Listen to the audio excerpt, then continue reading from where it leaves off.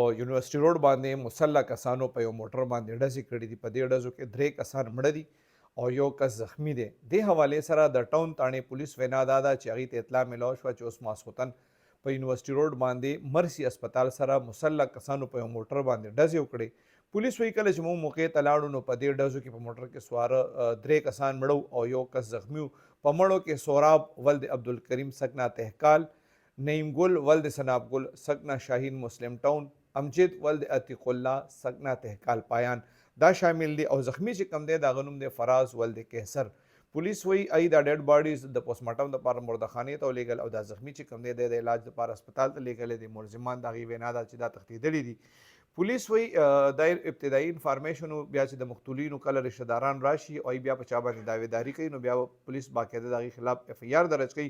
ابتدایي طور پولیس وایي چې ملزمان تښتېدلي دي خو دغلته د بي آر ټي کیمرې هم لګېدلې دي، نورې کیمرې لګېدلې دي. پولیس وایي د هغې په مدد سره دوی د ملزمانو تلاش شروع کړی دی خو څو پورې د دوی څوک راغلي ني او هغې اف ای آر نه درج کړی یا هغې څه دعویداري نه کړې نو هغې پورې دا پته نه لګي چې یاره دا څه وکړو.